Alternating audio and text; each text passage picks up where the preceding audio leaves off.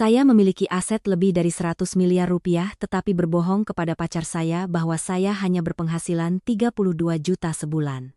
Saat lebaran tiba untuk bertemu orang tuanya, begitu pintu terbuka, saya tertegun.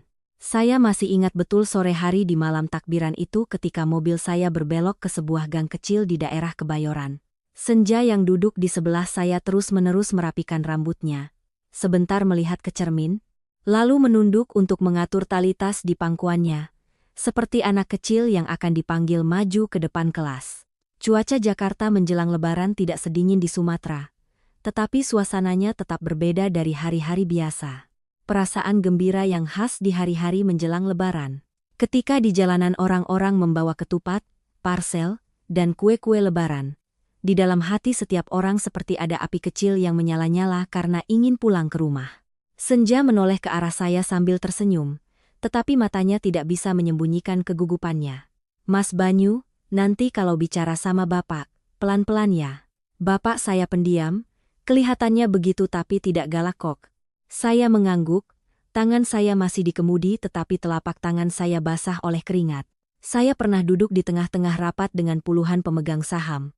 Pernah menandatangani kontrak bernilai ratusan miliar. Pernah berhadapan dengan berbagai macam orang di dunia bisnis tanpa gentar. Namun, hari itu hanya untuk pergi ke rumah pacar untuk makan malam lebaran yang tertunda. Jantung saya berdebar kencang seperti mahasiswa tahun pertama yang pertama kali datang ke rumah pacar. Mungkin karena saya tahu pertemuan itu bukan hanya sekadar makan malam. Itu adalah sebuah pintu yang begitu terbuka. Saya bisa melangkah ke dalam hidup Senja sebagai seorang anggota keluarga. Tetapi bisa juga, semua yang telah saya coba pertahankan selama 2 tahun akan hancur hanya dalam beberapa menit. Senja tidak tahu itu. Di matanya, saya hanyalah seorang teknisi di sebuah perusahaan teknologi, dengan gaji 32 juta rupiah sebulan.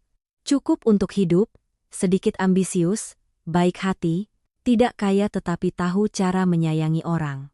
Kedok itu saya bangun sendiri sejak hari pertama mengenal Senja, begitu teliti hingga terkadang saya sendiri lupa siapa diri saya yang sebenarnya. Nama saya Banyu. Saya adalah pendiri sekaligus CEO sebuah grup teknologi yang berkantor pusat di BSD City. Aset yang sering ditulis media adalah lebih dari 100 miliar, terdengar sangat besar, sangat mewah, sangat jauh. Tetapi selama 2 tahun bersama Senja, saya hidup seperti pria biasa. Saya menyewa sebuah apartemen tua di dekat tempat kerjanya, mengendarai mobil tua yang sudah bertahun-tahun saya gunakan, mengenakan pakaian sederhana, memakai jam tangan murah, bahkan mencoba mengeluh tentang gaji seperti kebanyakan pekerja lainnya. Bukan karena saya suka berpura-pura, tetapi karena saya pernah dibuat takut oleh uang. 3 tahun lalu, saya keluar dari sebuah hubungan yang setiap kali saya ingat, masih terasa bau anyir dari luka lama. Wanita itu datang kepada saya ketika saya sudah memiliki cukup reputasi, cukup aset, cukup segala sesuatu yang membuat orang lain memandang dengan kagum. Awalnya, dia lembut, pintar, dan pengertian. Saya pikir saya telah menemukan seseorang yang tulus menyayangi saya, tetapi hanya beberapa bulan kemudian, semuanya terungkap seperti cat murah yang terkena hujan. Dia meminta rumah di Menteng, mobil mewah, kartu kredit tambahan, dan liburan mewah. Akhirnya, ketika saya menolak untuk membagi saham perusahaan, dia melemparkan sebuah kalimat yang sampai sekarang tidak bisa saya lupakan. "Aku butuh hidupmu, bukan dirimu." Saya tidak marah, saya hanya merasa dingin. Rasa dingin itu mengikuti saya begitu lama hingga setelah putus. Saya mulai memandang setiap kebaikan di dunia dengan separuh keraguan. Saya mulai percaya bahwa jika seorang wanita tahu apa yang saya miliki, akan sangat sulit untuk mengetahui apakah dia mencintai saya atau bayangan uang di belakang saya. Lalu suatu malam hujan, saya bertemu Senja. Hari itu juga merupakan akhir tahun, sekitar sebulan lebih sebelum Lebaran. Saya baru saja meninggalkan kantor setelah rapat yang panjang dan tidak berarti, kepala saya terasa berat seperti ditindih batu. Saat mobil melintasi sebuah minimarket di Jalan Sudirman, hujan turun dengan deras.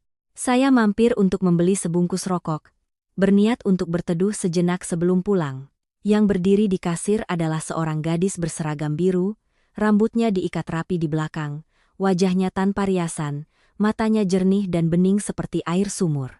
Dia menyapa saya dengan suara lembut, tidak menjilat, tidak acuh tak acuh, cukup sopan sebagai tanda orang yang terdidik.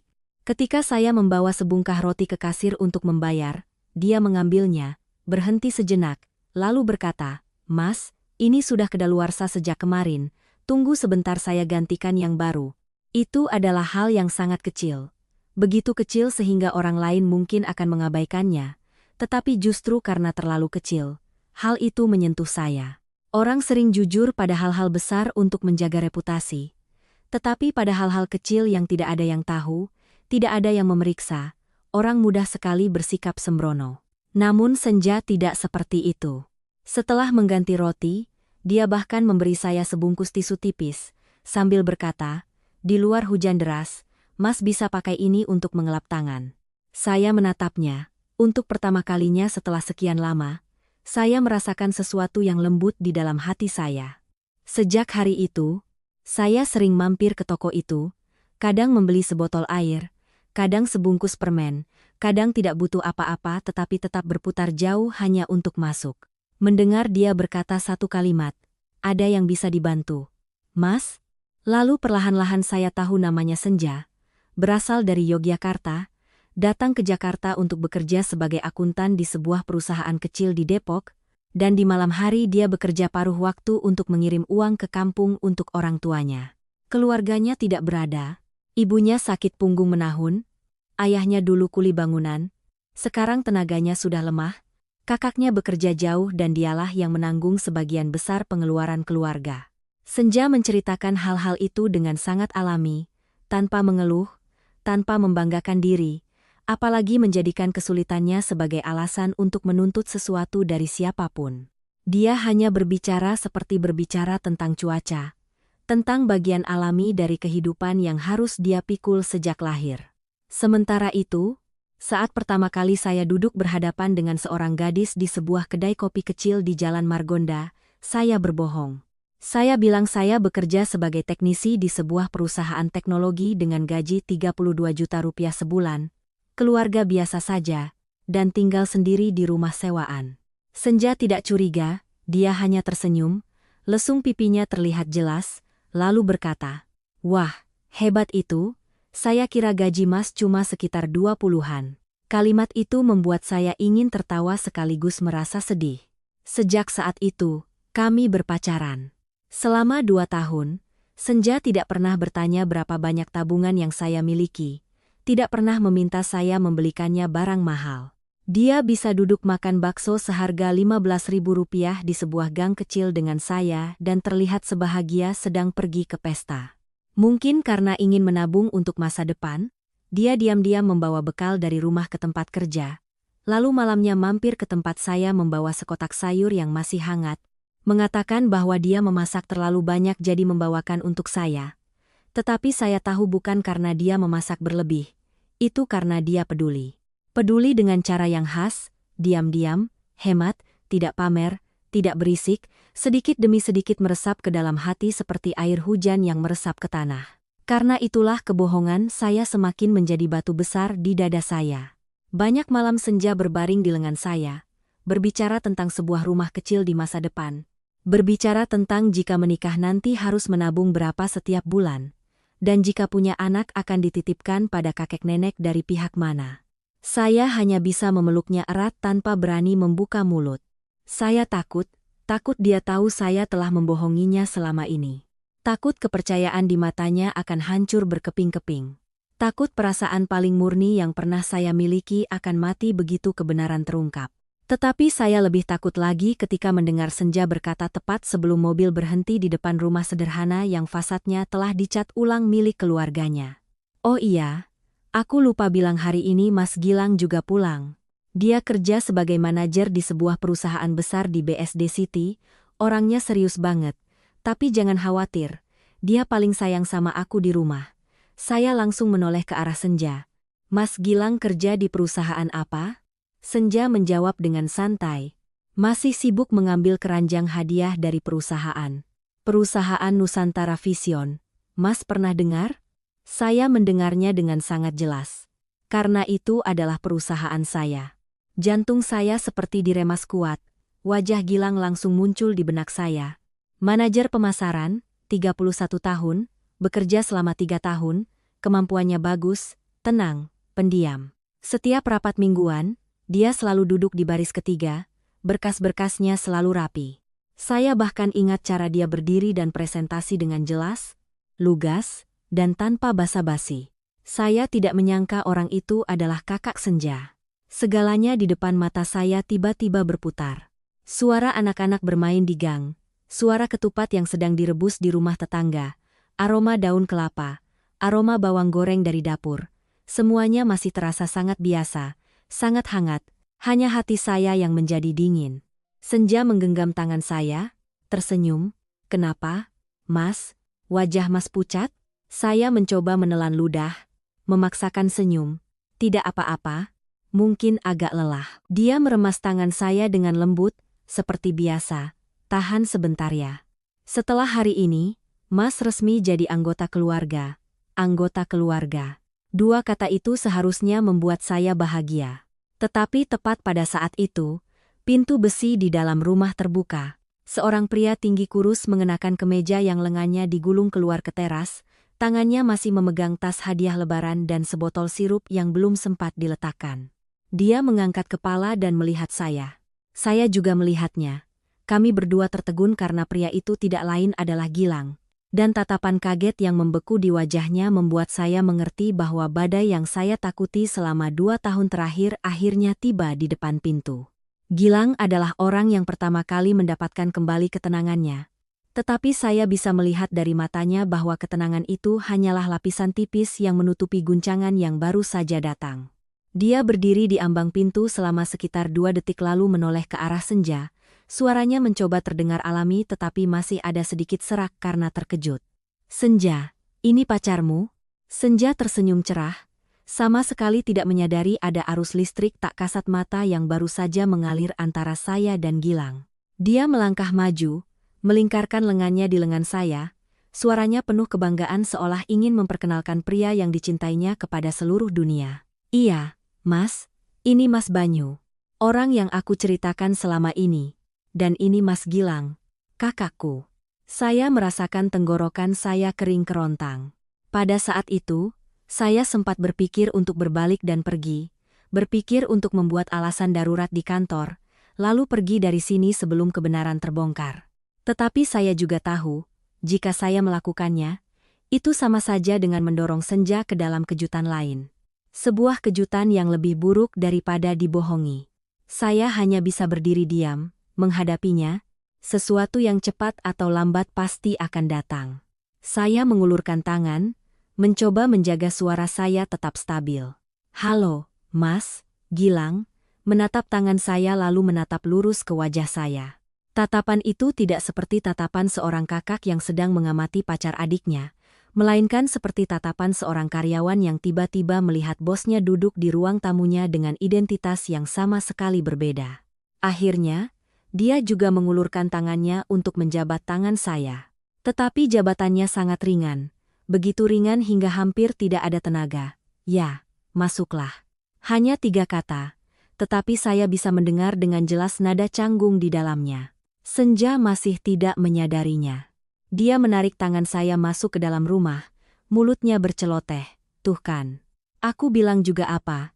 Mas Gilang kelihatannya saja serius, tapi sebenarnya baik. Saya melangkah melewati ambang pintu, hati saya terasa berat seolah baru saja menginjak kubangan lumpur. Rumah Senja kecil tapi bersih, dindingnya dicat warna kuning pucat. Set meja kursi kayu sudah tua tetapi dilap bersih. Di atas meja ada sepiring buah, sepasang ketupat, dan vas bunga sedap malam. Televisi di sudut rumah sedang menayangkan program musik akhir tahun. Suaranya tidak terlalu keras, cukup untuk mengisi sebagian keheningan aneh yang perlahan menyelimuti ruangan. Ayah Senja keluar dari dalam. Beliau mengenakan kemeja yang sudah usang, rambutnya beruban. Wajahnya yang terbakar matahari adalah wajah seorang pria yang seumur hidupnya terbiasa bekerja keras. Melihat saya, beliau mengangguk sebagai sapaan. Ibu Senja juga keluar dari dapur. Kedua tangannya masih bertepung karena sedang membuat siomay. Beliau menatap saya dengan tatapan ramah tetapi waspada, seperti tatapan para ibu yang hanya memiliki satu anak perempuan sehingga semua kasih sayangnya menjadi penuh kehati-hatian. Sini duduk, nak. Biar ibu siapkan minum. Saya membungkuk hormat. Selamat siang, Bu. Selamat siang, Pak. Ibu Senja tersenyum. Ya, anggap saja rumah sendiri ya, nak. Anggap saja rumah sendiri. Andai saja saya bisa. Saya duduk di set kursi kayu di ruang tamu. Senja duduk di sebelah saya, sementara Gilang duduk di seberang, hanya terpisah sebuah meja kopi. Sejak tadi dia hampir tidak berbicara, hanya saja saya bisa merasakan dengan jelas setiap lirikan matanya menghujam saya seperti pertanyaan-pertanyaan tanpa suara. Mengapa saya ada di sini? Mengapa saya menjadi pacar Senja? Dan yang terpenting, mengapa saya menyembunyikan identitas saya? Ibu Senja membawakan teh lalu duduk di kursi sambil bertanya dengan nada ceria seorang dewasa yang ingin sedikit menyelidik tetapi tetap sopan. Dengar dari Senja, kamu kerja sebagai teknisi di perusahaan teknologi ya? Sebelum saya sempat menjawab, Senja dengan cepat menyahut seolah takut saya tegang. Iya, Bu. Dia kerja sebagai teknisi, gajinya sekitar 30-an juta, stabil banget. Ibu Senja mengangguk-angguk, tatapannya melembut. Baguslah kalau begitu. Anak muda zaman sekarang tidak perlu kaya raya. Yang penting mau bekerja keras dan hidup baik-baik. Kami juga tidak menuntut yang muluk-muluk. Hanya berharap anak kami mendapatkan orang yang baik. Setiap kata yang diucapkannya jatuh ke telinga saya seperti batu-batu kecil. Tidak cukup sakit untuk membuat saya jatuh, tetapi cukup berat untuk membuat saya sulit bernapas. Saya hanya menjawab ya, tidak berani melirik ke arah Gilang. Saya tahu jika saya melihatnya, saya akan melihat rahangnya yang mengeras. Ayah Senja bertanya beberapa pertanyaan lagi tentang asal-usul, pekerjaan, dan keluarga. Saya menjawab dengan lancar seperti yang telah saya jawab puluhan kali sebelumnya kepada Senja. Tetapi kali ini, setiap kata yang keluar terasa seperti menyayat diri sendiri. Saya tidak lagi merasa sedang bersembunyi, melainkan sedang bertindak tak tahu malu di depan keluarga yang tulus menerima saya. Sementara itu, Senja menuangkan teh untuk saya, lalu mengambil manisan jahe dan meletakkannya di piring di depan saya. Sesekali dia mengingatkan, makan dong, Mas. Jangan duduk tegang begitu, kayak lagi wawancara kerja saja. Dia tersenyum ringan. Lesung pipinya muncul, matanya melengkung. Senyuman itu begitu jernih hingga saya tidak berani menatapnya lama. Gilang masih diam, tetapi justru keheningannya yang membuat segalanya menjadi tegang seperti senar gitar. Saya tahu dia sedang menunggu saat yang tepat untuk bertanya, dan saya juga tahu saya tidak bisa menghindarinya. Bahkan jauh di dalam hati, saya berharap dia segera angkat bicara. Mungkin tusukan langsung akan lebih tidak sakit daripada harus menunggu pisau yang menggantung di atas kepala. Makanan disajikan sekitar pukul 12 siang. Menu lebaran hanya ada opor ayam, rendang, sambal goreng ati, dan ketupat. Bukan hidangan mewah, tetapi aromanya sangat rumahan. Aroma yang selama bertahun-tahun saya cari di restoran-restoran mewah tetapi tidak pernah saya temukan lagi. Ibu Senja mengambilkan sepotong rendang untuk saya, sambil tersenyum berkata, coba makan, nak. Ibu masaknya agak manis, tidak tahu cocok atau tidak dengan seleramu. Baru saja saya mengangkat mangkuk, Gilang tiba-tiba bertanya. Suaranya sangat tenang tetapi setajam pisau tipis. Mas Banyu kerja sebagai teknisi di perusahaan mana ya? Saya meletakkan mangkuk dan menatapnya. Senja dengan cepat menjawab, Mas Banyu kerja di Nusantara Vision, Mas. Kan sudah aku ceritakan. Tangan Gilang berhenti. Ayah Senja menoleh ke arah putranya. Oh, berarti satu bidang denganmu dong. Gilang tersenyum tipis. Sangat cepat tetapi saya masih melihatnya. Iya, Pak, kurang lebih begitu. Suasana di meja makan menjadi tegang sesaat. Senja mungkin mulai merasakan ada sesuatu yang aneh karena dia menoleh ke arah kakaknya lalu ke arah saya. Alisnya sedikit berkerut. Tetapi kemudian ibunya menanyakan hal lain dan percakapan pun berlanjut. Saya pikir saya bisa bertahan sampai akhir makan. Tetapi ternyata tidak semudah itu. Ketika semua orang hampir selesai makan, Ibu Senja tersenyum melihat Gilang lalu berkata seolah bercanda. Gilang, kamu kan kerja di perusahaan besar, Pasti sering ketemu pimpinan. Katanya bos-bos di perusahaan teknologi itu orangnya muda-muda dan hebat-hebat ya. Saya merasakan jantung saya tercekat. Gilang perlahan mengunyah habis nasi di mulutnya, meletakkan sumpitnya, baru kemudian menjawab, "Iya, Bu. Ada yang muda sekali, muda dan hebat, hidupnya juga tertutup." Saat mengucapkan dua kata terakhir, dia menatap lurus ke arah saya. Tatapannya kali ini tidak lagi disembunyikan. Senja tertegun, dia tidak bodoh. Hanya saja dia terlalu percaya pada saya sehingga tidak pernah berpikir ke arah lain. Tetapi dari tatapan kakaknya, dari raut wajah saya, mungkin retakan pertama sudah mulai muncul di hatinya. "Mas Gilang," panggil Senja pelan, suaranya mengecil. Gilang menoleh ke adiknya, wajahnya masih terlihat tenang tetapi tatapannya berat. "Senja, Mas mau tanya satu hal.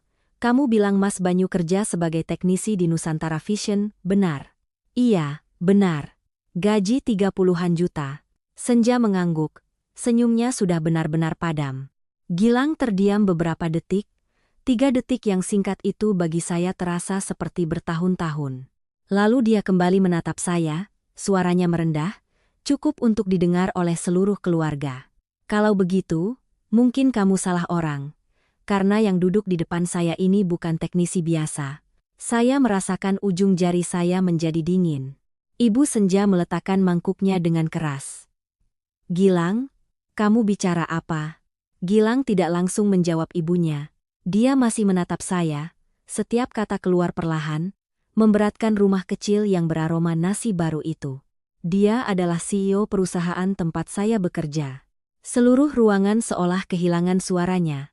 Senja membeku, matanya melebar, menatap saya seolah menatap orang asing yang telah menyamar sebagai orang yang dicintainya selama 2 tahun. Ayah Senja duduk diam, wajahnya mengeras.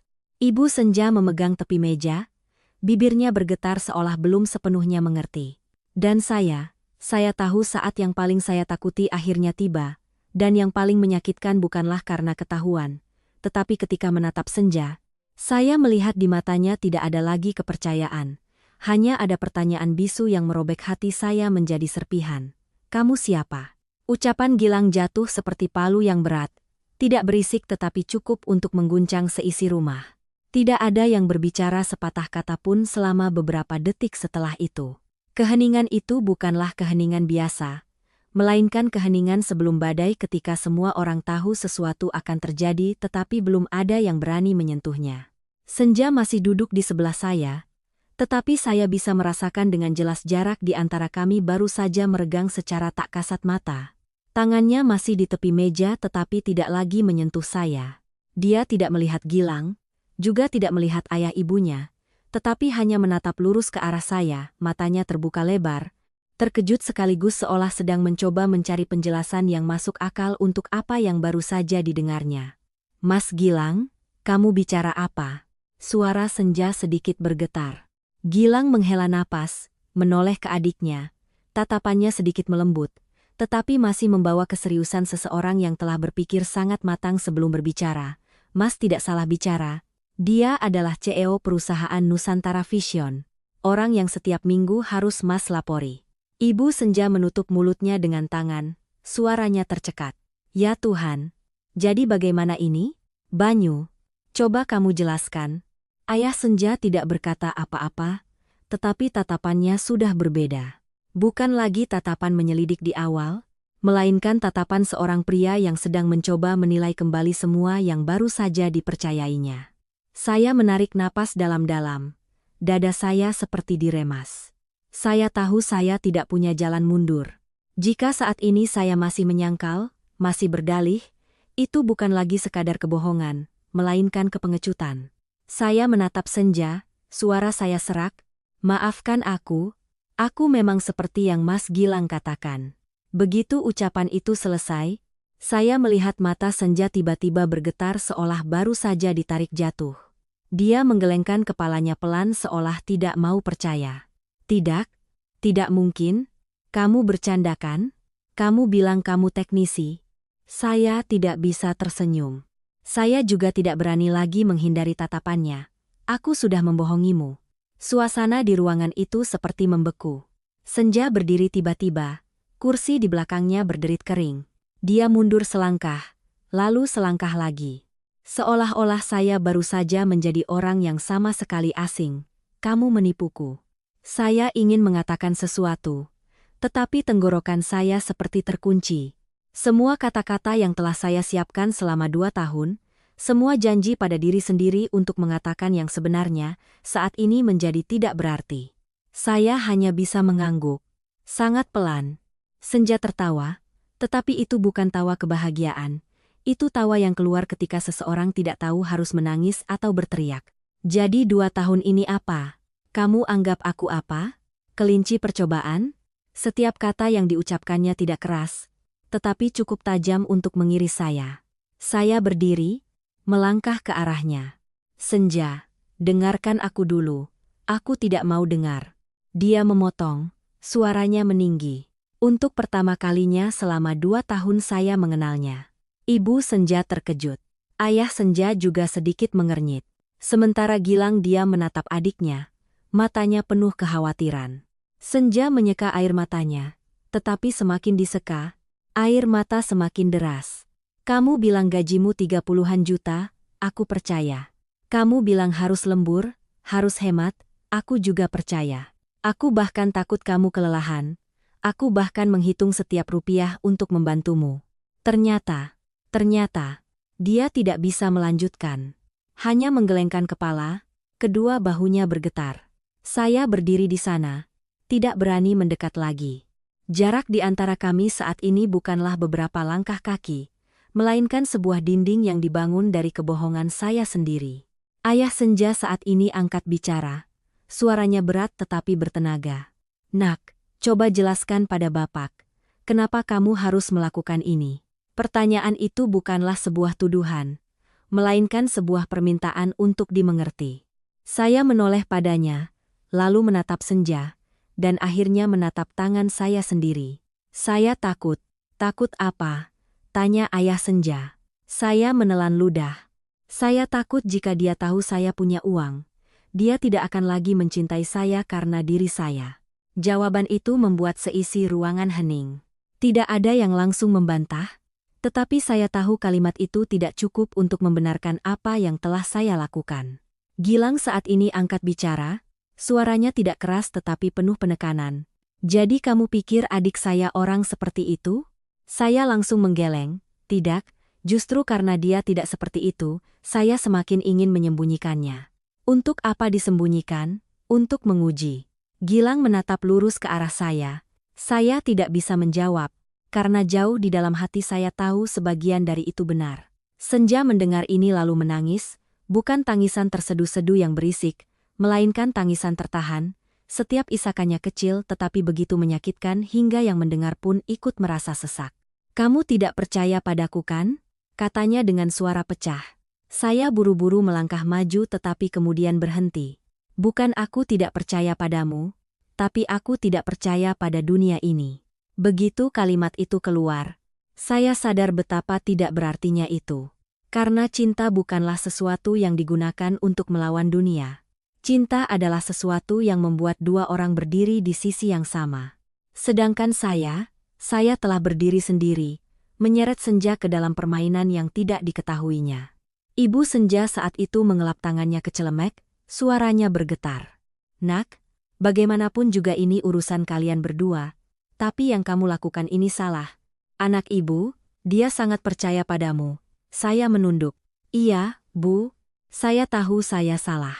Ayah Senja menghela napas panjang. Suaranya melambat. Orang miskin takut dihina. Orang kaya takut dimanfaatkan. Masing-masing punya ketakutannya sendiri. Tapi nak, yang paling menakutkan bukanlah miskin atau kaya, melainkan kehilangan kepercayaan. Ucapan beliau membuat saya tidak berani mengangkat kepala lagi. Senja saat ini tidak menangis lagi, tetapi tatapannya menjadi sangat dingin. Dia menatap saya sangat lama lalu berkata dengan jelas, Mas Banyu, aku tanya satu hal saja. Apakah kamu pernah berniat mengatakan yang sebenarnya padaku? Saya terdiam. Bukan karena saya tidak punya jawaban, tetapi karena jawaban itu sudah terlambat. Pernah. Aku sudah berniat mengatakannya berkali-kali, Tapi aku tidak pernah mengatakannya, ya. Senja mengangguk. Sebuah anggukan yang sangat ringan seolah baru saja mengkonfirmasi sesuatu di dalam hatinya. Cukup. Dia berbalik, berjalan menuju kamar kecil di dalam. Sebelum masuk, dia berhenti, tanpa menoleh. Hanya berkata, "Aku butuh waktu." Pintu tertutup tidak keras. Tetapi suara klik yang terdengar di rumah kecil itu terdengar seperti titik akhir sementara untuk segalanya. Saya berdiri diam, tangan terkulai, tidak tahu harus tinggal atau pergi. Gilang melangkah mendekat, berdiri dengan jarak yang cukup. Suaranya merendah, "Mas Banyu, masalah hari ini tidak bisa diselesaikan sekarang. Sebaiknya Mas pulang, biarkan Senja tenang dulu." Saya mengangguk tanpa melawan, karena saya tahu tinggal di sini saat ini hanya akan memperburuk keadaan. Saya membungkuk memberi salam pada ayah dan ibu Senja. Saya minta maaf. Ayah Senja tidak berkata apa-apa, hanya mengangguk sangat pelan. Ibu Senja memalingkan wajah, mungkin beliau juga tidak tahu harus berkata apa. Saya melangkah keluar dari rumah itu, setiap langkah terasa berat seolah menyeret puing-puing kehidupan yang baru saja hancur di belakang.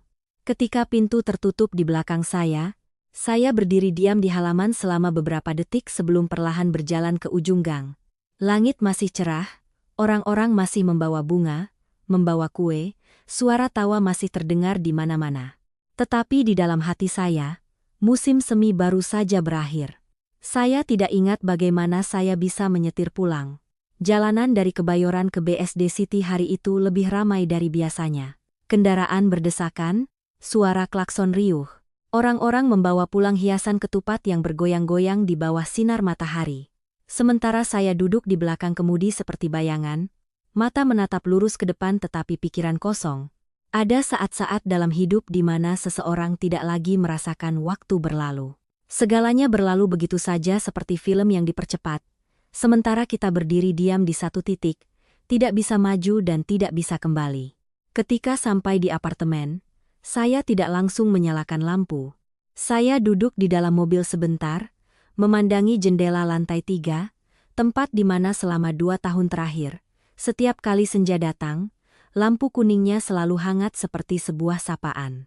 Hari ini lampu itu masih ada, tetapi saya tahu mulai sekarang mungkin tidak akan ada lagi yang duduk di sana menunggu saya. Saya masuk ke dalam, menutup pintu, lalu bersandar di pintu dan meluncur ke bawah.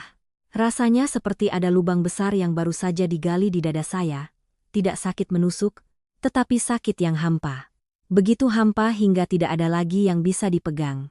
Telepon di saku bergetar, saya mengeluarkannya, layar menampilkan nama Senja, jantung saya berdebar kencang, tangan gemetar menekan tombol jawab.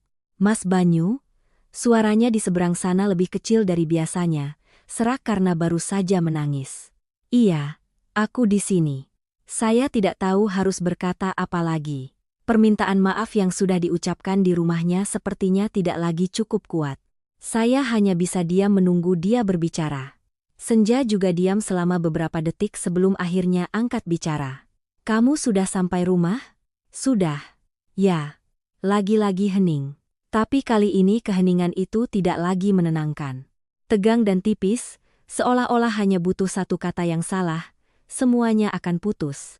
"Mas Banyu," lanjut Senja. Suaranya perlahan. "Aku boleh tanya satu hal lagi?" "Boleh, tanyakan saja." "Selama 2 tahun ini, selain soal identitas, ada lagi yang kamu sembunyikan dariku?" Pertanyaan itu membuat saya memejamkan mata. Bukan karena saya perlu berpikir, tetapi karena saya tahu, jika saya salah menjawab, saya akan kehilangannya selamanya. "Tidak," saya berkata sangat pelan, "aku tidak menyembunyikan apa-apa lagi. Semua yang aku ceritakan padamu tentang keluarga, tentang kehidupan, semuanya benar. Hanya pekerjaan dan uang yang aku bohongi." Senja tidak langsung menjawab. Saya mendengar napasnya yang teratur tetapi berat. "Jadi, saat-saat kamu bersamaku, kata-kata yang kamu ucapkan itu benar?" Saya meremas telepon dengan erat. "Benar. Semuanya benar." Isak tangis pelan terdengar dari seberang sana. Saya ingin mengatakan sesuatu lagi, tetapi tenggorokan saya tercekat. "Aku butuh waktu." Senja berkata, mengulangi kalimat yang diucapkannya sore tadi, tetapi kali ini lebih jelas, Lebih tegas, aku tidak bisa langsung menerimanya. Aku perlu memikirkan semuanya lagi. Kamu mengerti kan? Jangan cari aku dulu untuk sementara waktu. Kalimat itu seperti sayatan lagi, tetapi saya tidak punya hak untuk menolak. Baiklah, kalau begitu, panggilan berakhir. Saya melihat layar telepon yang meredup lalu melepaskannya hingga jatuh ke lantai.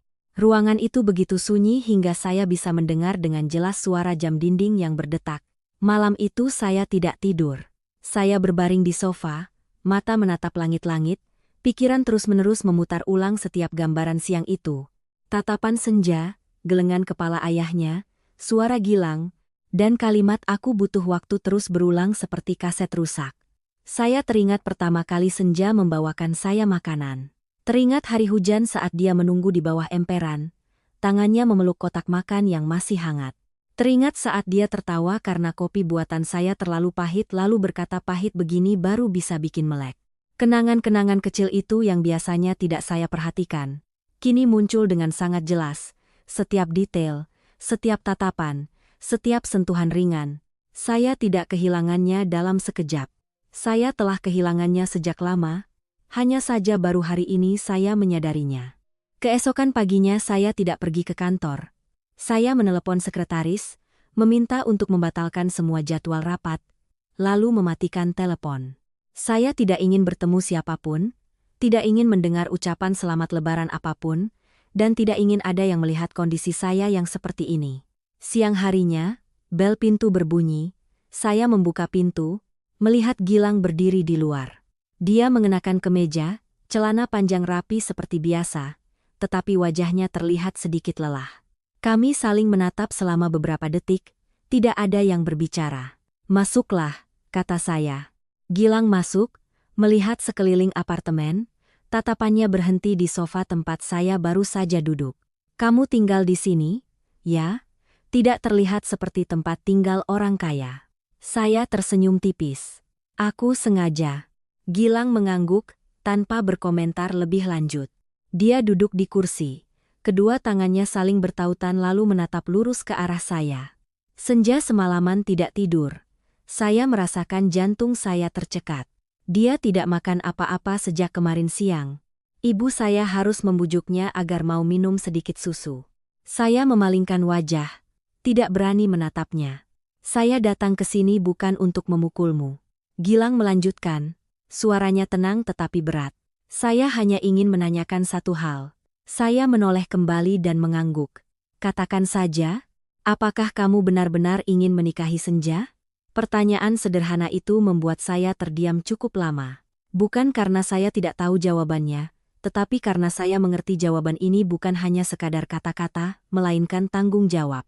"Ya," saya berkata perlahan, "saya ingin menikahinya." Gilang menatap saya seolah sedang menimbang apakah kata-kata saya bisa dipercaya. "Lalu apa rencanamu selanjutnya?" Saya menghela napas, saya belum tahu. Saya hanya tahu, jika saya memaksanya untuk menerima sekarang, itu bukan cinta.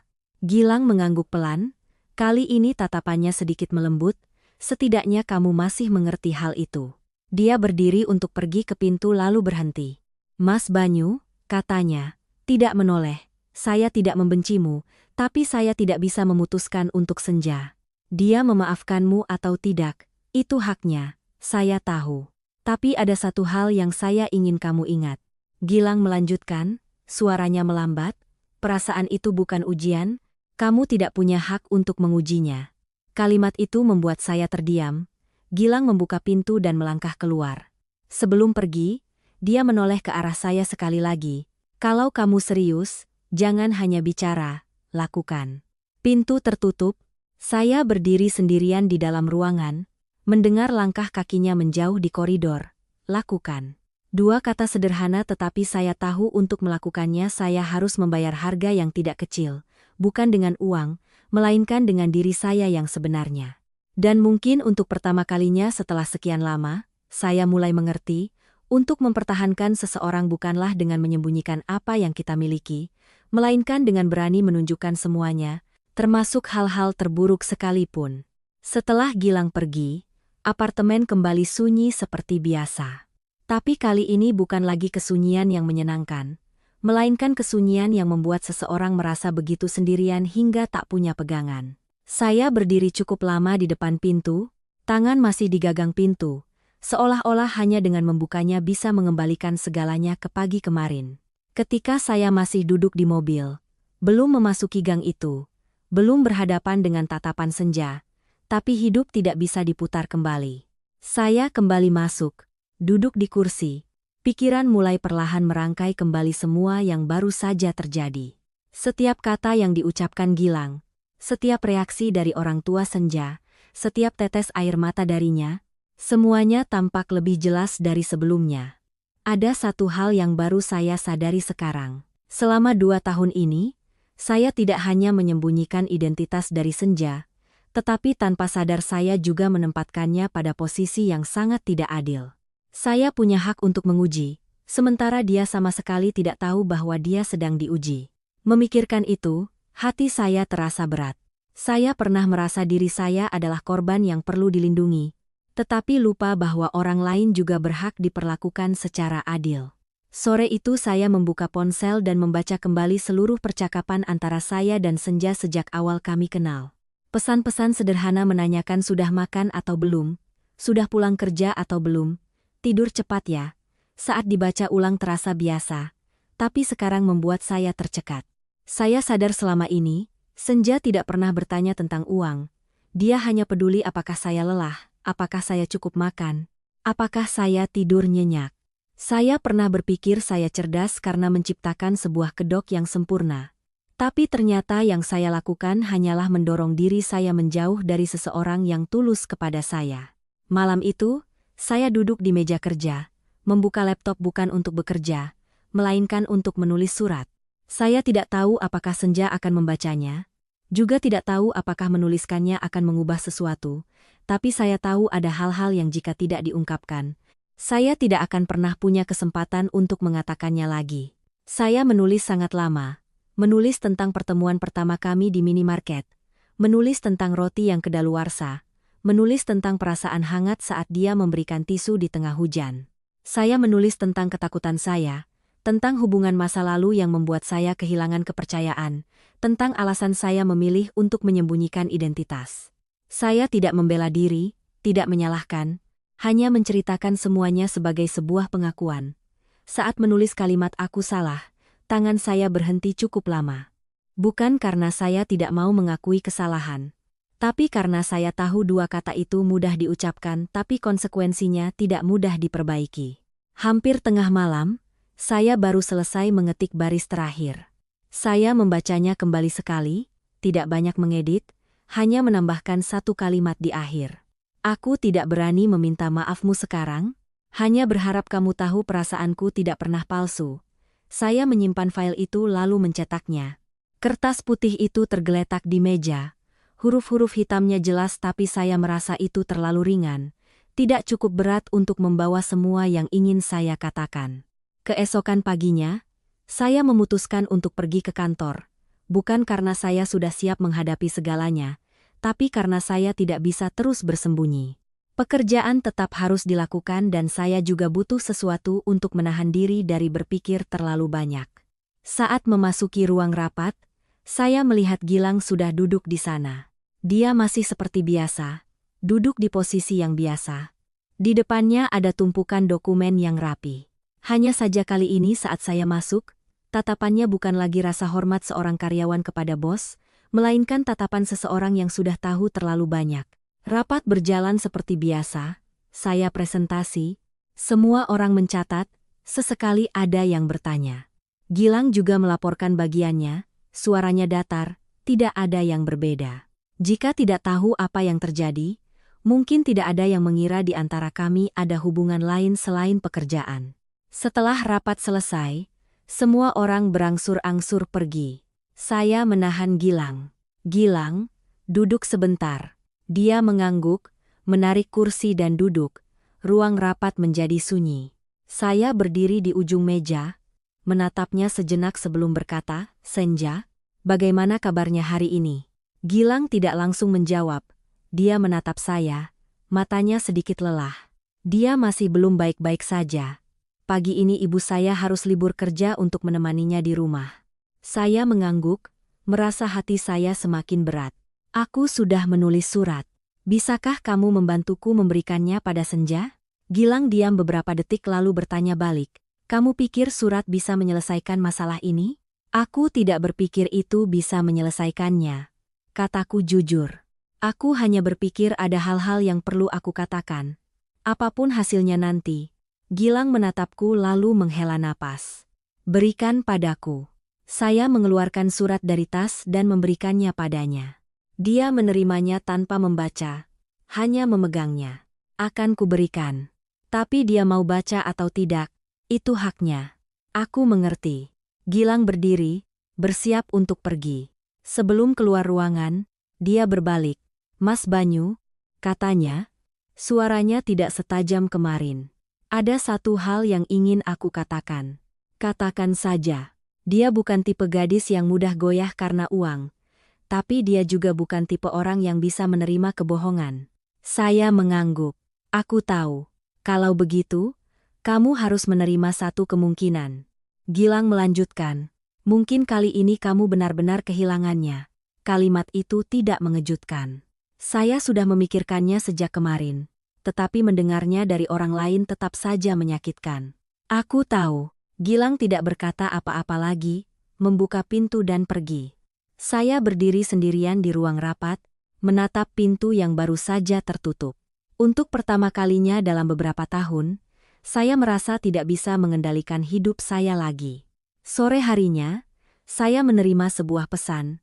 Dari Senja, hanya 3 kata. Sudah aku terima. Saya menatap layar sangat lama. Tidak ada balasan lain. Tidak tahu apakah dia sudah membacanya atau belum. Tidak tahu apa yang sedang dia pikirkan. Tapi hanya dengan 3 kata itu, saya merasakan ada secercah harapan yang sangat kecil di hati saya. Meskipun rapuh, tapi masih ada. Pesan dari Senja hanya 3 kata. Tapi membuat sore hari saya terasa lebih panjang dari biasanya. Saya memegang ponsel, membacanya berulang kali, seolah mencoba mencari makna lain yang tersembunyi di balik 3 kata sudah aku terima. Tapi semakin saya baca, saya semakin sadar bahwa itu hanyalah sebuah pemberitahuan. Bukan pengampunan, bukan kemarahan, dan bukan pula sebuah harapan yang jelas. Rasanya seperti sebuah pintu yang terbuka sedikit sekali, tapi tidak ada yang tahu di baliknya ada cahaya atau kegelapan. Saya tidak langsung membalas, bukan karena tidak mau, tapi karena saya tidak tahu harus berkata apa. Jika bertanya sudah kamu baca, rasanya terlalu canggung. Jika berkata bagaimana menurutmu, rasanya seperti memaksa. Akhirnya saya hanya meletakkan ponsel dan membiarkan segalanya berjalan. Hari-hari berikutnya berlalu dengan lambat dan berat. Saya tetap bekerja, rapat, menandatangani dokumen, menyelesaikan pekerjaan seperti mesin yang sudah diprogram. Di luar, tidak ada yang melihat perubahan. Saya tetaplah Banyu, pimpinan perusahaan, berbicara dengan tegas, mengambil keputusan dengan cepat, tidak membiarkan emosi mengganggu pekerjaan. Tapi di dalam, saya tahu saya tidak lagi sama. Saya mulai lebih memperhatikan hal-hal kecil. Seorang karyawan izin karena ibunya sakit. Dulu saya hanya mengangguk setuju. Sekarang saya bertanya lebih lanjut. Sebuah laporan yang kurang bagus, dulu saya akan langsung menegur. Sekarang saya lebih halus. Bukan karena saya berubah untuk perusahaan, tapi karena saya mulai mengerti. Setiap orang punya cerita di baliknya, dan saya tidak berhak menilai mereka hanya dari sebagian kecil yang saya lihat. 1 minggu berlalu, Senja tidak mengirim pesan lagi. Saya juga tidak mencarinya. Bukan karena saya tidak mau, tapi karena saya sudah berjanji. Dan saya mengerti ada jarak, yang jika kita coba dekati, hanya akan membuat orang lain semakin menjauh. Pada malam hari ke-8, ponsel saya bergetar lagi. Kali ini sebuah panggilan. Saya melihat layar, jantung berdebar lebih kencang dari biasanya. Masih nama Senja. Saya menarik napas lalu menekan tombol jawab. Halo, Mas Banyu. Suaranya tidak lagi tercekat seperti sebelumnya, tapi juga tidak selembut dulu, tenang tapi jauh. Iya, aku di sini. Kamu sibuk tidak? Aku ingin bertemu denganmu. Saya langsung duduk tegak. Boleh. Kamu di mana? Aku akan ke sana. Di kafe tempat kita biasa duduk. Aku segera ke sana. Saya menutup telepon, berdiri dan berganti pakaian. Semua gerakan cepat tapi tidak tergesa-gesa. Saya tahu pertemuan ini sangat penting. Bisa jadi sebuah kesempatan, bisa juga sebuah akhir. Kafe itu terletak di sebuah gang kecil. Tidak berisik, tidak mewah, tapi punya satu sudut jendela yang menghadap ke pohon tua tempat kami sering duduk. Saya datang 10 menit lebih awal, memilih meja yang sama, memesan secangkir kopi hitam tapi tidak meminumnya, hanya meletakkannya di sana. Sekitar 5 menit kemudian, Senja masuk. Saya berdiri secara refleks. Dia mengenakan kemeja putih, celana jin biru, rambutnya diikat rapi.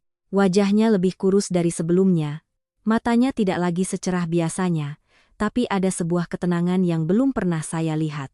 Dia duduk di hadapan saya, tanpa basa-basi.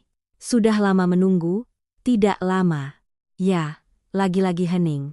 Tapi kali ini tidak setegang sebelumnya. Melainkan keheningan dua orang yang sedang mencoba mencari cara untuk berbicara setelah sebuah insiden. Senja melihat cangkir kopi di depan saya. Masih minum yang hitam. Iya. Dia mengangguk lalu memesan secangkir teh panas. Ketika pelayan pergi, barulah dia menatap lurus ke arah saya. Aku sudah baca suratnya. Saya mengangguk. Iya, kamu menulisnya cukup lengkap. Caranya berbicara tidak menunjukkan emosi yang jelas. Emosi, tidak memuji, tidak mengkritik, hanya sebuah komentar. Aku tidak tahu harus bagaimana mengatakannya. Jadi aku tulis semuanya. Senja diam beberapa detik lalu bertanya, apa kamu pernah berpikir jika aku tahu kebenarannya lebih awal, segalanya akan berbeda? Pertanyaan itu membuat saya berpikir. Pernah, kataku. Aku pikir jika aku mengatakannya dari awal, mungkin kamu tidak akan percaya padaku, tapi setidaknya tidak akan sesakit sekarang. Senja mengangguk pelan. Benar, mungkin aku akan curiga, mungkin aku akan berpikir kamu pamer, tapi aku tidak akan merasa ditipu. Saya tidak membantah, karena dia benar. Senja memegang cangkir tehnya, meniupnya pelan lalu menyesapnya. Kamu tahu tidak? Beberapa hari pertama aku sangat marah. Marah sampai-sampai hanya memikirkanmu saja sudah membuatku kesal. Aku berpikir, bagaimana bisa kamu duduk di hadapanku, berbicara denganku setiap hari sambil menyembunyikan hal sebesar itu. Saya mendengarkan tanpa menyela. Tapi setelah itu, lanjutnya, aku mulai mengingat kembali kenangan kita. Aku ingat caramu merawatku saat aku demam. Ingat saat kamu rela menempuh perjalanan 1 jam hanya untuk membelikanku teh susu kesukaanku. Ingat saat-saat kamu diam mendengarkan keluhanku tentang pekerjaan. Dia berhenti sejenak lalu menatapku. Hal-hal itu tidak bisa dipalsukan. Saya merasakan hati saya sedikit bergetar. Aku tidak pernah berpura-pura padamu, kataku pelan. Aku tahu. Senja mengangguk. Makanya aku mengajakmu bertemu di sini. Kalimat itu membuatku sedikit lega. Seperti ada tali yang mengikat di hatiku baru saja dilonggarkan. Tapi, lanjutnya dengan suara pelan, tahu adalah satu hal, menerima adalah hal lain. Saya mengangguk. Aku mengerti. Senja meletakkan cangkir tehnya. Kedua tangannya saling bertautan. Mas Banyu, aku bukan orang yang sempurna. Aku juga terkadang egois, terkadang pikiranku tidak dalam. Tapi aku selalu berpikir jika dua orang bersama, yang terpenting adalah kejujuran. Saya menatapnya tanpa berkedip. Aku gagal melakukan itu, ya. Tidak perlu membela diri lagi. Segalanya sudah terlalu jelas. Senja menghela napas panjang. Aku sudah berpikir banyak. Aku tidak membencimu lagi. Tapi aku juga tidak bisa kembali seperti dulu. Kalimat itu tidak mengejutkan, tapi tetap membuat hatiku berat. Aku tidak memaksamu. Aku tahu, katanya, makanya aku berbicara padamu seperti ini. Dia melihat keluar jendela, ke arah pohon yang beberapa daunnya gugur. Aku butuh waktu, bukan beberapa hari, tapi mungkin sangat lama. Aku perlu memahami diriku lagi, memahami perasaanku. Saya mengangguk. Aku akan menunggu. Senja menggeleng pelan. Kamu tidak perlu menunggu. Saya menatapnya. Aku mau, tapi aku tidak mau kamu berhenti karenaku, katanya. Suaranya tidak tajam, hanya jelas. Kamu harus menjalani hidupmu. Jika suatu hari aku siap, aku akan mencarimu. Kalimat itu seperti janji yang samar, tapi juga sebuah batasan. Saya diam beberapa detik lalu mengangguk. Baiklah. Senja berdiri, aku pulang dulu. Saya juga berdiri tapi tidak menahannya. Iya. Dia berbalik dan berjalan keluar dari kafe. Saya berdiri memandangnya sampai bayangannya hilang di balik pintu. Kali ini saya tidak merasa putus asa seperti hari sebelumnya. Bukan karena segalanya sudah baik-baik saja, tapi karena setidaknya di antara kami masih ada seutas benang, meskipun sangat tipis. Dan saya tahu mulai sekarang, yang harus saya lakukan bukanlah meyakinkannya untuk kembali, melainkan menjadi seseorang yang pantas. Jika suatu hari dia kembali, dia tidak akan menyesal. Setelah pertemuan di kafe, saya tidak lagi mengirim pesan pada Senja, bukan karena saya lupa, tapi karena saya ingat betul kata-katanya. Jika suatu hari aku siap, aku akan mencarimu. Ada janji yang tidak perlu diulang-ulang, cukup ditepati sekali saja. Hidup saya perlahan kembali ke ritme semula tapi tidak lagi sama. Saya tetap pergi kerja tepat waktu, menyelesaikan pekerjaan, rapat, dan menandatangani kontrak. Tapi dalam setiap keputusan, saya mulai punya jeda sejenak, bukan untuk menghitung keuntungan, tapi untuk bertanya pada diri sendiri, jika ini Senja, apa yang akan dia pikirkan tentang ini? Pertanyaan itu terdengar sederhana tapi membuat saya berubah lebih dari yang saya bayangkan. Sebulan setelah Lebaran, perusahaan mengadakan evaluasi kuartalan. Biasanya acara seperti ini hanya berisi laporan angka, evaluasi kinerja, dan diakhiri dengan beberapa kata motivasi. Tapi kali ini, saat berdiri di hadapan seluruh karyawan, saya mengatakan sesuatu yang belum pernah terpikirkan sebelumnya. Perusahaan ini bukan hanya tempat mencari uang, kataku dengan suara tidak keras tapi jelas, tapi juga tempat setiap orang menghabiskan sebagian hidupnya. Jika kita hanya menganggap satu sama lain sebagai alat, maka seberhasil apapun kita, akan ada saatnya kita merasa hampa. Seluruh ruang rapat hening, tidak ada yang langsung bertepuk tangan. Tapi saya melihat tatapan banyak orang berubah. Mungkin mereka belum sepenuhnya mengerti, tapi setidaknya mereka tahu pimpinan perusahaan ini sedang berbicara dari hati. Setelah rapat, Gilang tinggal. Dia menghampiri saya, berdiri di hadapan saya, tatapannya tidak lagi tajam seperti dulu, tapi juga tidak akrab. Kamu berubah. Saya tersenyum tipis. Mungkin, karena Senja, saya tidak menyangkal, ya. Gilang mengangguk tanpa berkata apa-apa lagi, tapi sebelum pergi, dia mengatakan sesuatu yang saya ingat sangat lama. Dia masih belum sepenuhnya pulih, tapi setidaknya dia tidak lagi menangis setiap hari. Mendengar itu, hati saya sedikit lebih ringan. Terima kasih, Mas. Gilang tidak menjawab, hanya mengangguk lalu pergi. Hari-hari berikutnya, saya tidak mencoba mencari tahu lebih banyak tentang Senja, tidak bertanya pada Gilang, tidak meminta siapapun untuk mencari informasi. Saya hanya menjalani hidup saya, tapi dengan lebih hati-hati, lebih baik, seolah-olah setiap tindakan saya suatu hari nanti bisa diceritakan padanya.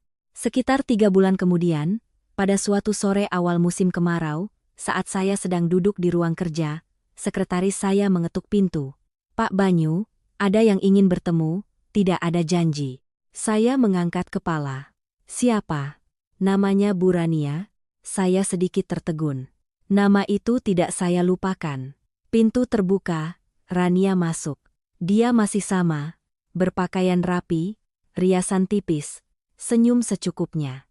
Wanita yang pernah membuat saya kehilangan kepercayaan pada cinta, kini berdiri di hadapan saya bukan lagi sebagai masa lalu yang jauh, melainkan sebagai salah satu penyebab dari masa kini. Lama tidak bertemu, kata Rania, suaranya lembut seolah tidak pernah terjadi apa-apa. Iya, jawabku, tidak berdiri. Ada perlu apa? Dia duduk, melihat sekeliling ruangan lalu kembali menatapku. Dengar-dengar kamu banyak berubah akhir-akhir ini. Dengar dari mana? Orang-orang kenal kamu kan? Dunia ini kecil.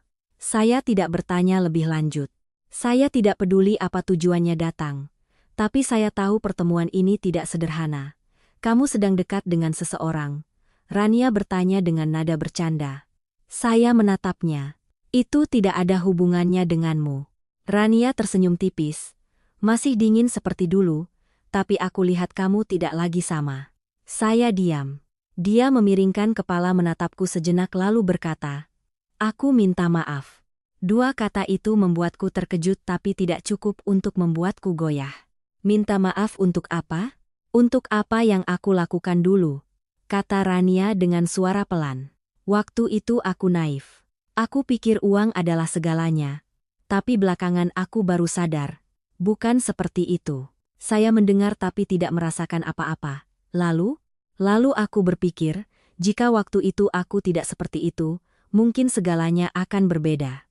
Saya menatapnya, kali ini tatapan saya tidak lagi dingin tapi juga tidak hangat. Mungkin. Rania menghela napas, apa kamu membenciku?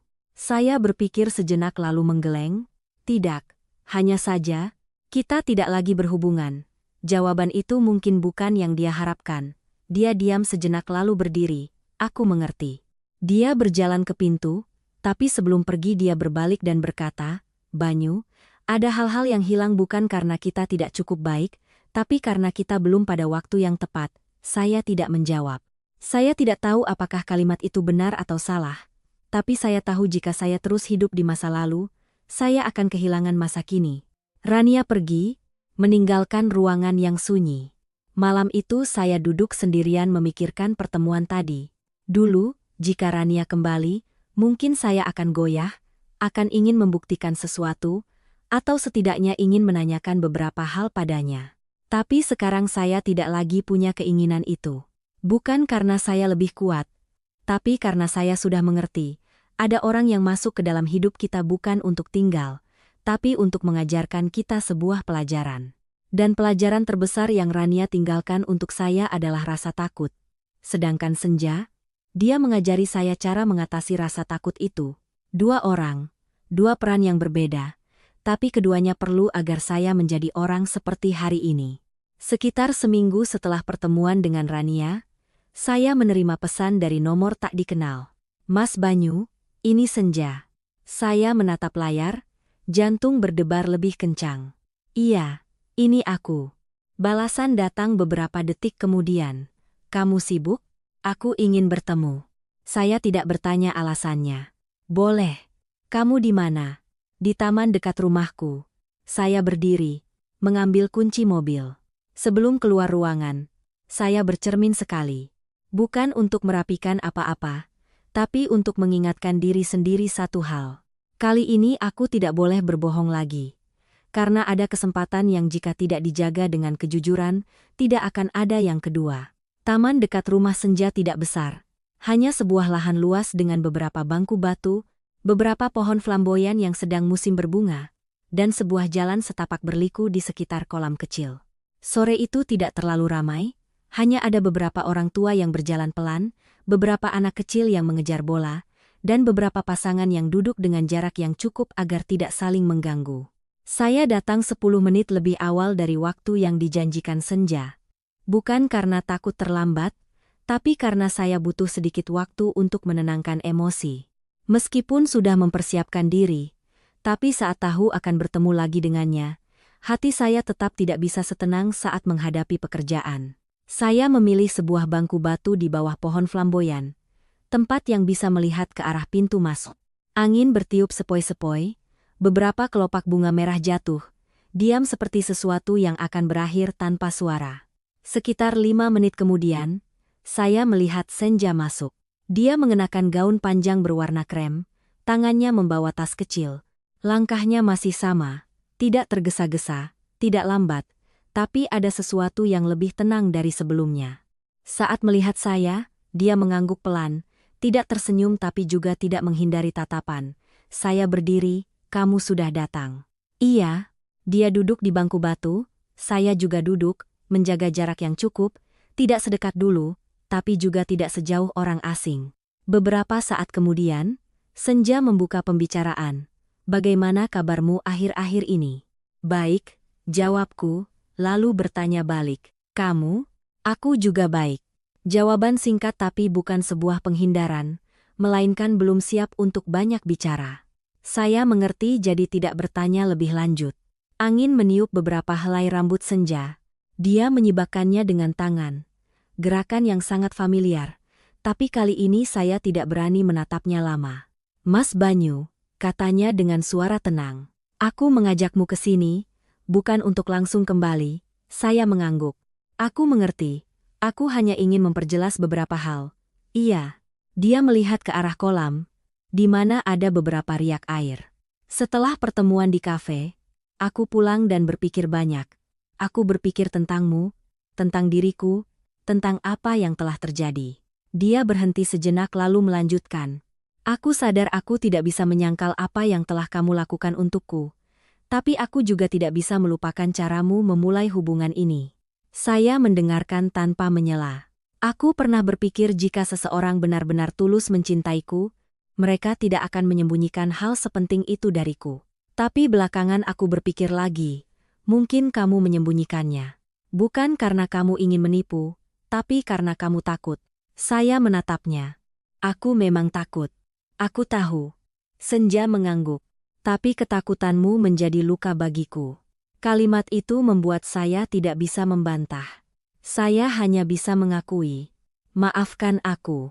Senja tidak menjawab permintaan maaf itu, bukan karena tidak mendengar, tapi mungkin karena sudah terlalu sering mendengarnya. Mas Banyu, dia menoleh ke arah saya. Aku mau tanya satu hal, tanyakan saja. Jika kembali ke 2 tahun yang lalu, saat pertama kali bertemu denganku, apakah kamu akan memilih untuk jujur? Pertanyaan itu membuat saya terdiam cukup lama. Saya menatap tangan saya lalu menatapnya. Iya, kataku perlahan. Aku akan jujur. Meskipun kamu percaya atau tidak. Meskipun kamu pergi atau tidak. Aku akan tetap jujur. Senja menatapku seolah sedang memeriksa apakah jawaban itu tulus atau hanya basa-basi. Kenapa? Karena sekarang aku mengerti, kehilangan seseorang karena jujur masih lebih ringan daripada mempertahankan seseorang dengan kebohongan. Dia tidak langsung berkata apa-apa, tatapannya sedikit melembut tapi tidak sepenuhnya. Kamu berubah. Iya. Tapi perubahan itu datang setelah semuanya terjadi. Aku tahu. Angin bertiup lagi. Kali ini sehelai kelopak flamboyan jatuh tepat di antara kami. Senja melihat kelopak itu lalu perlahan mengambilnya, memutarnya di tangan. Kamu tahu tidak? Beberapa bulan ini aku melakukan apa? Aku tidak tahu. Aku berhenti kerja. Saya terkejut. Karena aku? Senja menggeleng. Tidak juga. Sebagian karena aku tidak bisa fokus. Sebagian lagi karena aku ingin memulai kembali. Kamu mau melakukan apa? Aku mendaftar kursus akuntansi lanjutan. Saya menatapnya, sedikit terkejut. Kenapa? Karena aku tidak mau selamanya diam di satu tempat, katanya dengan suara lembut tapi tegas. Aku tidak mau nanti jika terjadi sesuatu, aku merasa lemah. Saya mengangguk. Untuk pertama kalinya saya melihat lebih jelas sisi lain dari Senja, bukan hanya kelembutan, tapi juga ketegaran. Menurutku itu sangat bagus. Senja tersenyum sangat tipis. Aku tidak butuh pujianmu. Kalimat itu tidak bernada sinis, hanya sebuah cara untuk menjaga jarak. Dia meletakkan kelopak bunga itu di bangku lalu menatapku. Mas Banyu, aku tidak menjanjikan apa-apa padamu. Saya mengangguk, aku tidak butuh janjimu, tapi aku juga tidak ingin berakhir seperti ini. Kalimat itu membuatku sedikit meremas tangan. Aku ingin, jika memungkinkan, kita memulai dari awal. Saya menatapnya, tidak sepenuhnya percaya. Memulai dari awal seperti apa? Seperti 2 orang asing. Kata Senja, tanpa masa lalu, tanpa janji lama, jika memang jodoh akan berlanjut, jika tidak, setidaknya tidak ada yang saling berhutang. Saya diam beberapa detik lalu bertanya, apa kamu yakin? Tidak. Jawabnya jujur, tapi aku ingin mencoba. Kali ini bukan untuk kamu mengujiku, tapi untuk aku menguji diriku sendiri. Kalimat itu membuat saya mengerti, dia kembali bukan karena saya, tapi karena dia ingin menghadapi perasaannya sendiri. Saya mengangguk. Baiklah, aku setuju. Senja menatapku, tatapannya untuk pertama kali sedikit menghangat. Tapi ada satu syarat. katakan saja, jangan berbohong lagi, sekecil apapun itu, saya tidak ragu. Aku janji, jangan berjanji. Dia menggeleng. Kalau bisa melakukannya, baru katakan. Saya tersenyum tipis. Ya, akan aku lakukan. Kami duduk lebih lama lagi, tidak banyak bicara, tidak perlu banyak bicara. Ada hal-hal yang hanya butuh satu tatapan, satu jeda untuk saling mengerti. Saat berdiri untuk pulang, Senja tidak berjalan bersamaku seperti dulu, dia hanya mengangguk lalu berjalan ke arah yang berlawanan. Saya berdiri memandangnya, kali ini tidak merasa kehilangan, melainkan sebuah perasaan lain, seperti sebuah jalan yang baru saja terbuka, belum tahu akan kemana, tapi setidaknya masih ada jalan untuk dilalui. Setelah sore di taman itu, saya tidak mengantar Senja pulang seperti dulu, bukan karena saya tidak mau, tapi karena kami berdua mengerti. Memulai dari awal yang dia katakan tidak memungkinkan kami untuk kembali ke kebiasaan lama begitu saja. Ada hal-hal yang harus dimulai dari nol, termasuk jarak. Saya pulang ke rumah, hati tidak lagi seberat sebelumnya, tapi juga tidak sepenuhnya ringan. Rasanya seperti perasaan seseorang yang baru saja dibukakan pintu keluar dari ruangan tertutup. Tapi di depan mata masih ada jalan panjang yang belum tahu tujuannya. Saya tahu mulai sekarang segalanya tidak lagi bergantung pada perasaan sesaat, melainkan pada caraku menjalani hidup setiap hari. Hari-hari berikutnya, saya tidak lagi aktif mengirim pesan pada Senja setiap pagi seperti dulu. Saya juga tidak bertanya dia makan apa, sudah tidur atau belum, atau apakah dia lelah. Bukan karena saya tidak peduli, tapi karena saya menghormati jarak yang dia tetapkan. Jika disebut memulai dari awal, maka harus benar-benar dimulai dari awal, tidak bisa setengah lama setengah baru. 3 hari kemudian, Senja yang lebih dulu mengirim pesan, "Mas Banyu, sore ini sibuk tidak?" Saya melihat pesan itu, tidak membiarkannya terlalu lama. "Tidak sibuk, ada apa?" "Aku sedang belajar di pusat kursus dekat BSD City, setelah kelas selesai aku ingin minum kopi, mau ikut?" Saya membaca pesan itu tanpa terburu-buru menjawab.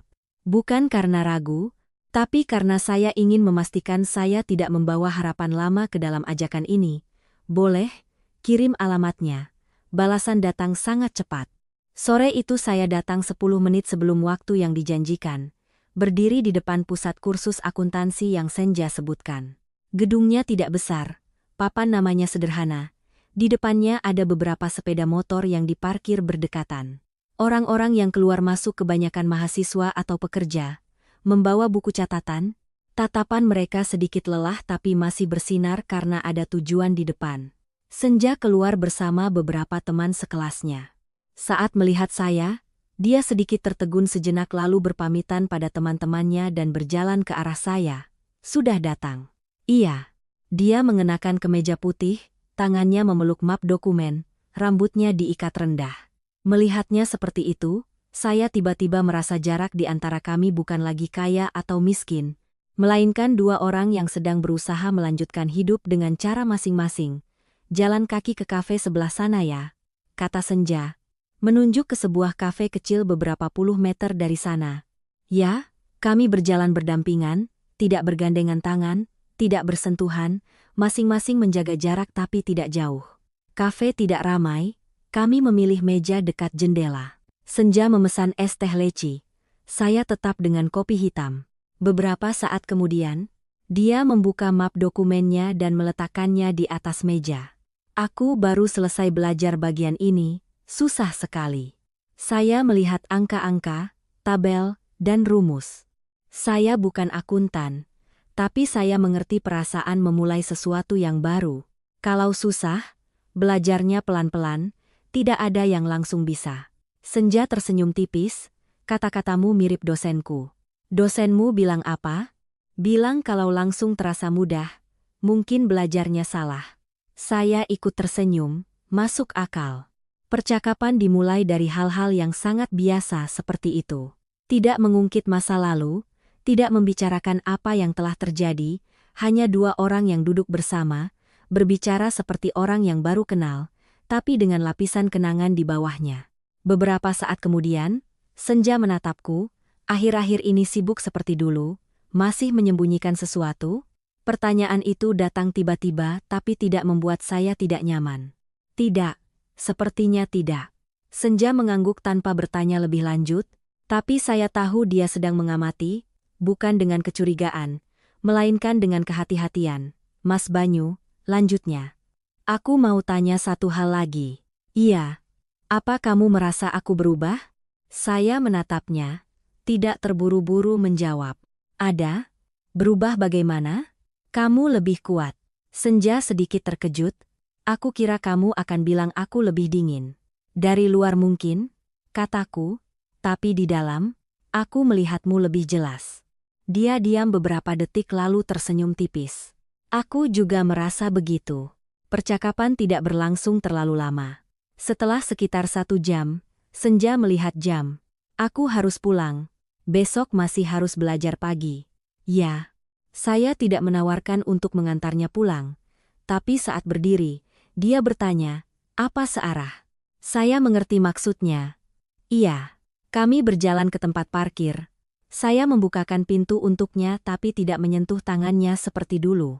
Dia masuk sendiri, memasang sabuk pengaman. Di perjalanan pulang, kami tidak banyak bicara, hanya ada suara mobil, suara angin, dan sesekali pertanyaan singkat. Sering lewat jalan ini, kadang-kadang. Di sini lebih ramai dari tempatku. Iya, kalimat-kalimat yang terdengar tidak berarti, tapi menjadi cara bagi kami untuk tetap terhubung tanpa membuat satu sama lain canggung.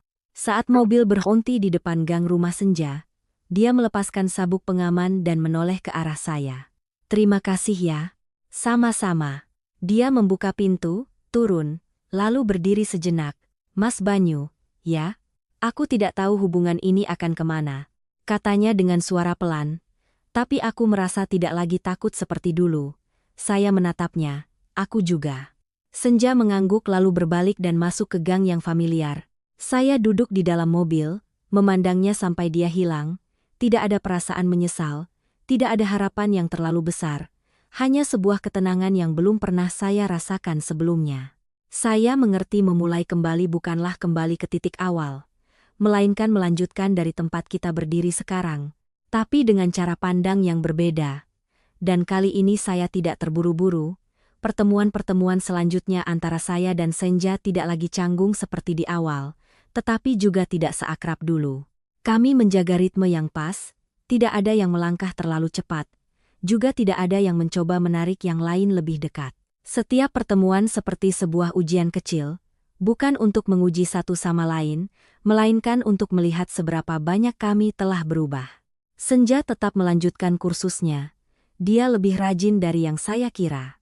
Ada hari-hari ketika kelasnya selesai larut, saya kebetulan lewat dan melihatnya duduk di tangga depan, membaca materi sambil mencatat. Cahaya lampu jalan membuat bayangannya memanjang di lantai. Terlihat kecil tapi sangat kokoh. Suatu kali, saya menghentikan mobil, tidak langsung turun, hanya duduk di dalam mobil mengamatinya. Saya sadar, jika ini adalah masa lalu, saya akan turun, bertanya kenapa belum pulang, lalu menawarkan untuk mengajaknya makan. Tapi kali ini saya tidak melakukannya, saya memberinya ruang. Saya hanya mengirim pesan, aku sedang di dekat pusat kursus, sudah selesai belajar?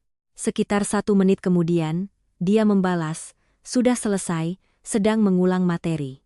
Perlu aku antar pulang? Kali ini saya tidak langsung berasumsi, melainkan bertanya, tidak perlu, aku bisa pulang sendiri. Saya membaca pesan itu tanpa merasa sedih. Saya mengerti itu bukan penolakan, melainkan caranya untuk mandiri. Oke, hati-hati di jalan. Iya, saya menyalakan mesin dan pergi. Di kaca spion, saya melihatnya masih duduk di sana, menunduk ke buku catatannya. Tanpa saya di sisinya, dia baik-baik saja. Dan itu, entah bagaimana, membuat saya merasa tenang. Sekitar 2 minggu kemudian, Gilang Judom mencari saya di jam kerja. Dia menggetuk pintu ruangan, masuk, tangannya membawa setumpuk berkas. Pak Banyu, ada yang ingin saya bicarakan. Ya, silakan duduk. Gilang tidak langsung duduk, melainkan berdiri di depan meja menatap saya. Senja, akhir-akhir ini sudah jauh lebih baik. Saya mengangguk, saya juga melihatnya, tapi dia masih belum sepenuhnya nyaman saat membicarakanmu. Aku mengerti. Gilang menghela napas lalu meletakkan berkas di atas meja.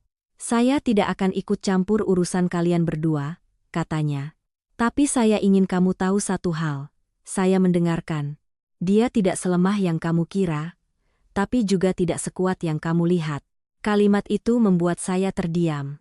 Maksudku, dia bisa menahan banyak hal. Gilang melanjutkan. Tapi jika sudah benar-benar terluka, dia akan sangat lama untuk lupa.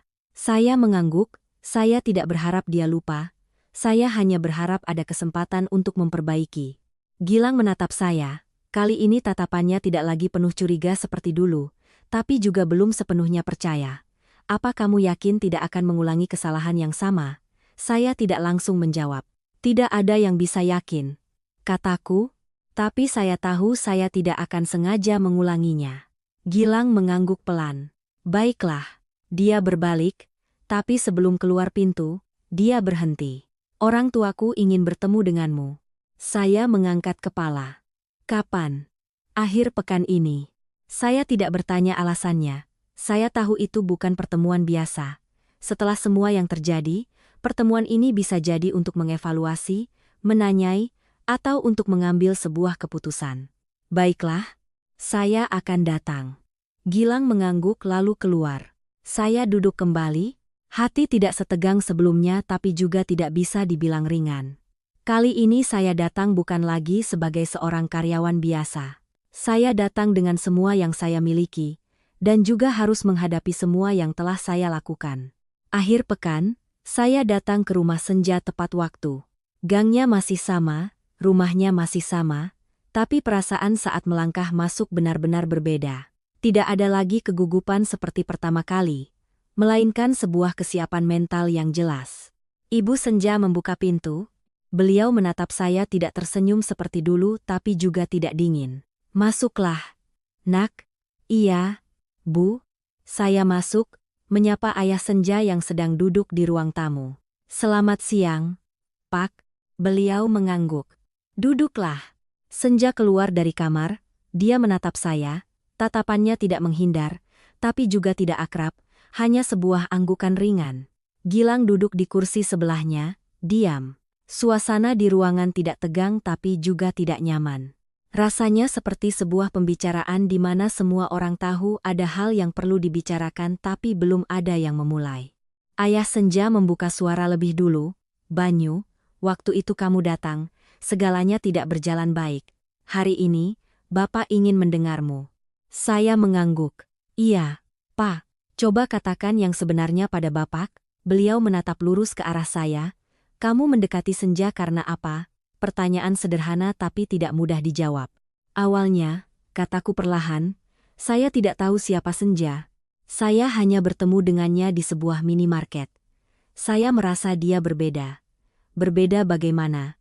Tanya Ibu Senja. Berbeda dari orang-orang yang pernah saya temui. Jawabku, tidak penuh perhitungan, tidak palsu. Jadi karena itu kamu menyembunyikan identitasmu? Tanya ayah Senja.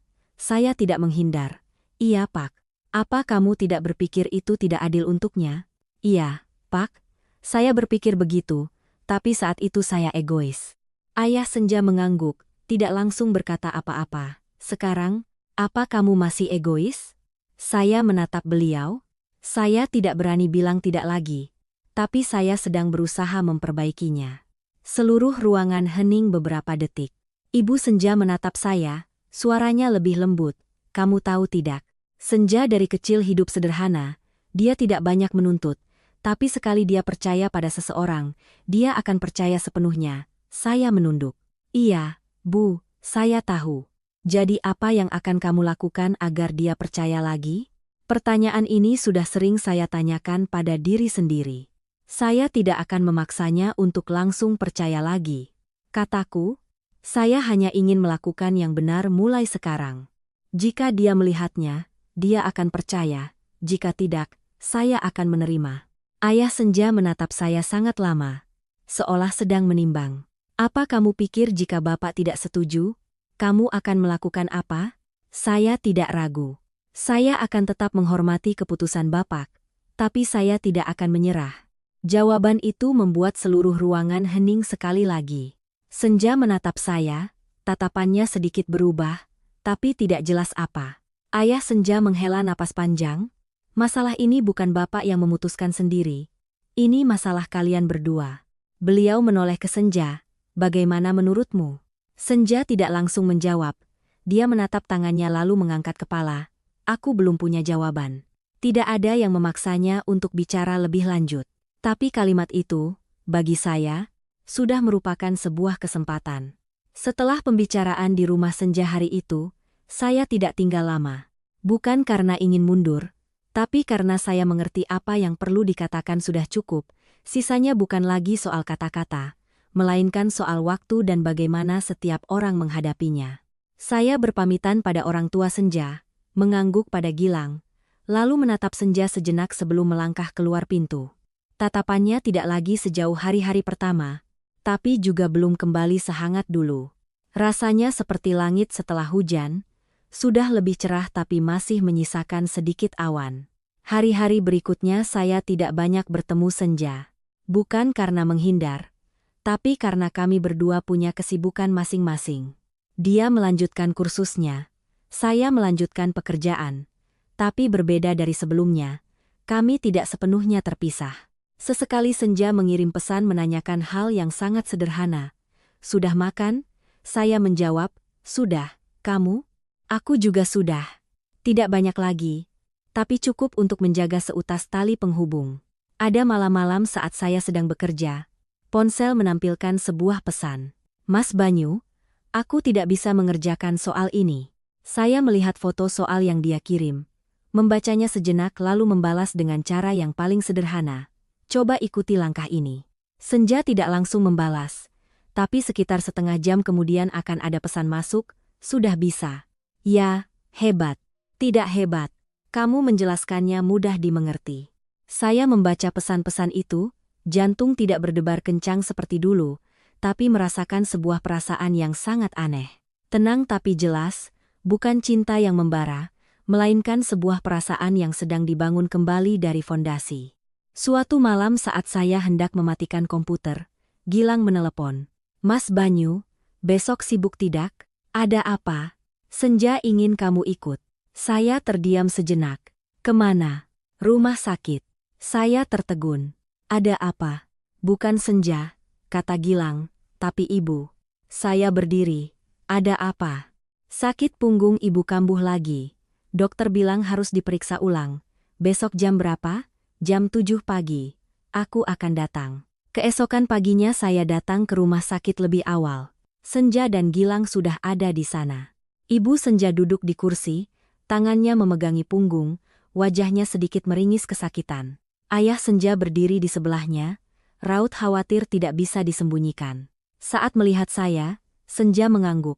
Sudah datang, ya. Tidak ada sapaan panjang. Dalam situasi ini, hal-hal seperti itu tidak perlu. Saya mendekat.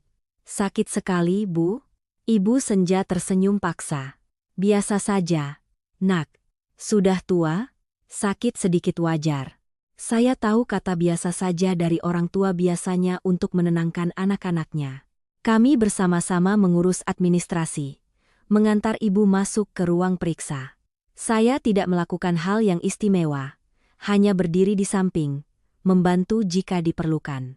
Tapi justru hal-hal kecil itulah yang mengubah suasana antara saya dan keluarga Senja. Saat menunggu di koridor, Senja duduk di sebelah saya, diam. Beberapa saat kemudian, dia bertanya pelan, apa tidak sibuk kerja? Sibuk. Jawabku, tapi ini lebih penting. Dia tidak berkata apa-apa lagi, tapi saya melihat tatapannya melembut.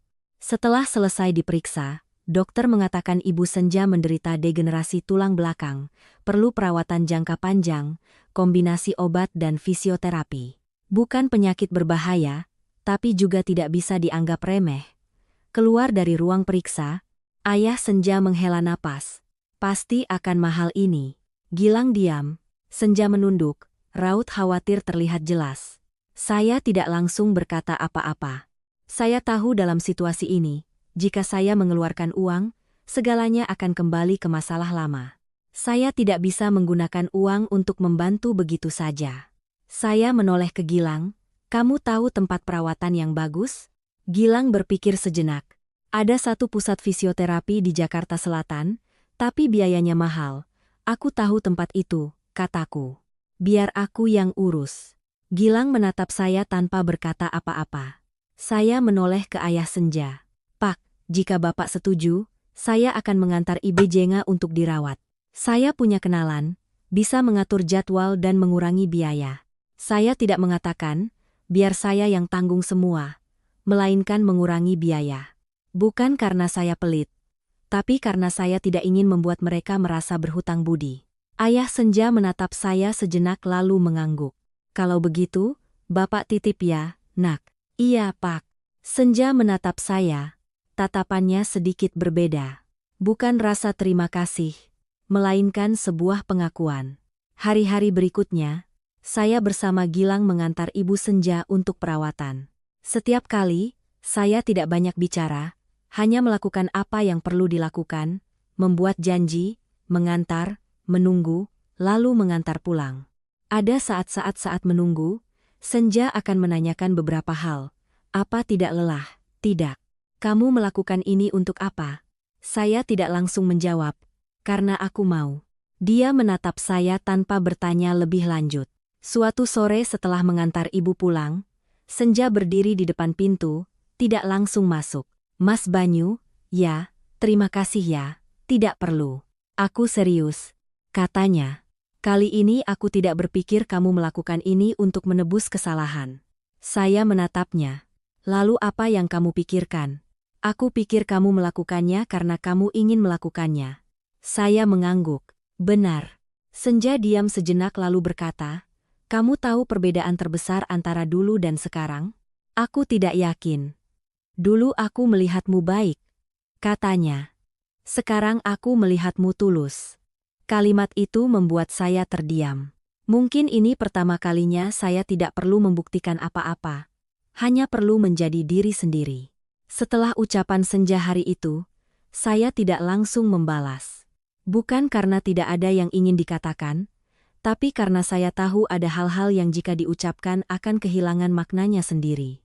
Tulus bukanlah sesuatu untuk dijelaskan, melainkan sesuatu untuk terus dijalani. Hari-hari berikutnya, saya masih bersama Gilang mengantar Ibu Senja untuk terapi. Jadwal berulang secara teratur. Pagi diantar, siang dijemput. Ada hari saya sibuk, Gilang pergi sendiri, ada hari kami berdua pergi bersama. Perlahan-lahan, kehadiran saya di keluarga Senja bukan lagi hal yang aneh. Ibu Senja tidak lagi memanggil saya temannya Senja, tapi langsung memanggil Banyu. Ayah Senja juga tidak lagi menatap saya dengan tatapan curiga, bahkan terkadang bertanya tentang pekerjaan seperti orang tua menanyai anak yang sudah diterima masuk ke dalam rumah. Suatu sore setelah mengantar ibu pulang, saya hendak langsung pulang tapi Ayah Senja memanggil, Banyu, makan malam di sini saja sama Bapak. Saya sedikit tertegun. Iya, Pak. Apa tidak merepotkan? Apa yang merepotkan? Katanya dengan nada biasa. Masuk saja, makan. Saya melirik ke arah Senja. Dia sedang di dapur membantu ibunya menyiapkan makanan. Mendengar itu, dia hanya berkata pelan, di sini saja, Mas. Tidak ada paksaan, tidak ada tatapan canggung, hanya sebuah ajakan sederhana. Saya mengangguk. Makan malam hari itu tidak ada yang istimewa. Masih hidangan yang sama, rendang, sayur, sambal. Tapi bagi saya, itu adalah salah satu makan malam yang paling berkesan. Bukan karena makanannya lebih enak, tapi karena untuk pertama kalinya saya duduk di sana bukan sebagai seseorang yang sedang menguji, melainkan sebagai seseorang yang perlahan diterima. Ayah Senja mengambilkan sepotong daging untuk saya. Makan, Nak. Iya, Pak. Gilang yang duduk di seberang tidak banyak bicara, tapi sesekali akan menceritakan beberapa hal di kantor. Senja duduk di samping ibunya, sambil makan sambil bertanya. Bu, hari ini sudah lebih baik? Sudah lebih baik sedikit, Nak, jawab Ibu Senja. Kalau rutin pasti akan sembuh. Suasana makan malam tidak riuh tapi hangat. Tidak ada yang mengungkit masa lalu, tidak ada yang membicarakan hal yang telah berlalu. Tapi justru ketidakadaan pembicaraan itu menjadi cara untuk menunjukkan bahwa semua orang perlahan-lahan melepaskannya. Setelah makan, saya berdiri untuk pamit. Saya pulang dulu, Ayah Senja mengangguk. Ya, hati-hati di jalan. Ibu Senja dari dapur berseru. Besok kalau ada waktu, mampir lagi ya, nak. Iya, Bu. Senja mengantar saya sampai ke pintu. Dia tidak ikut sampai ke ujung gang seperti dulu, hanya berdiri di pintu menatap saya. Hati-hati di jalan, Mas. Ya, saya tidak langsung pergi. Saya berdiri di sana sejenak menatapnya. Senja. Ya, aku tidak tahu posisiku di hatimu sekarang. Dia diam beberapa detik. Aku juga tidak tahu. Jadi, apa aku boleh berharap? Senja menatap saya Ayah, matanya tidak menghindar.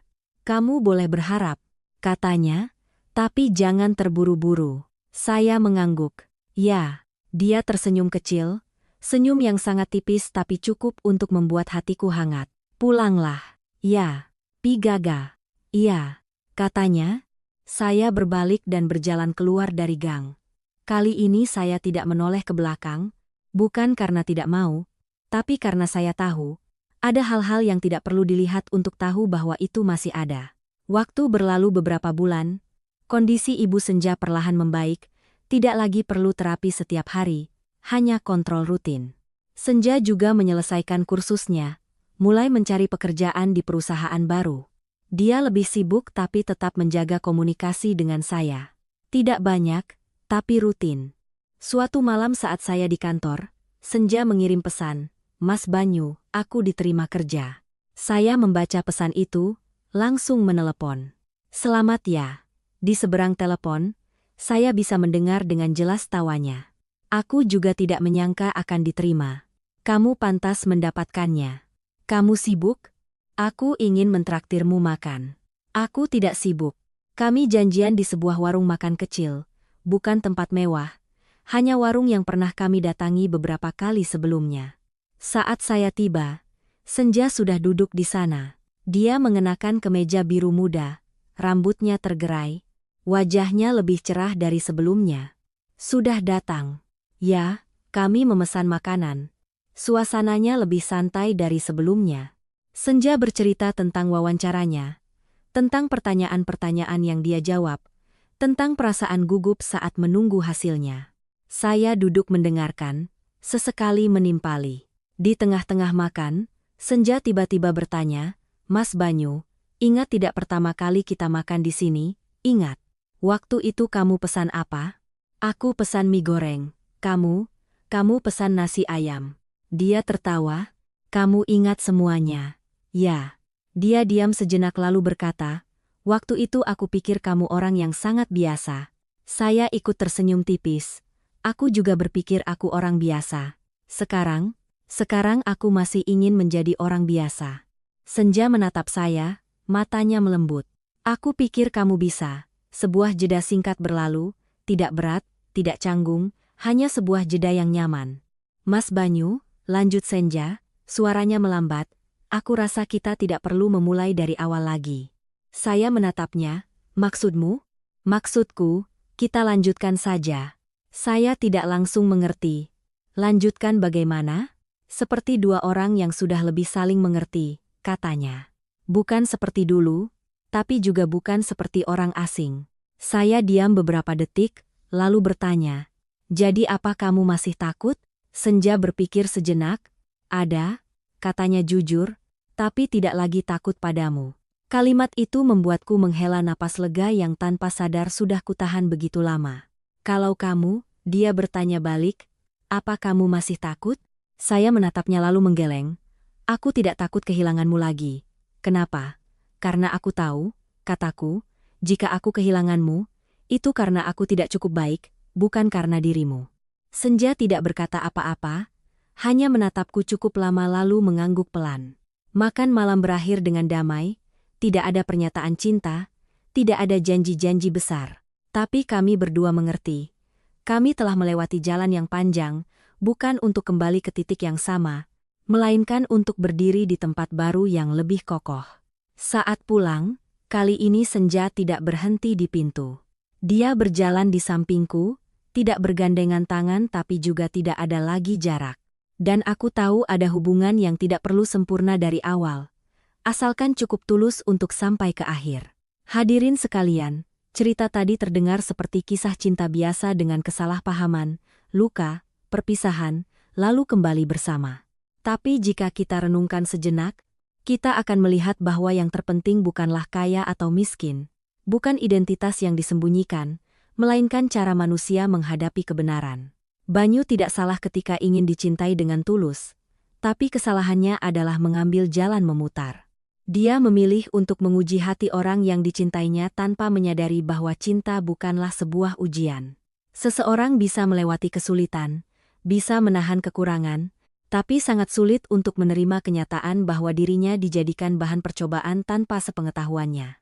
Sementara Senja, dia bukanlah wanita yang lemah, dia hanyalah gadis biasa yang tahu cara percaya, tahu cara terluka, dan yang terpenting, tahu cara menjaga harga dirinya. Dia tidak langsung kembali, tidak mengabaikan segalanya demi cinta.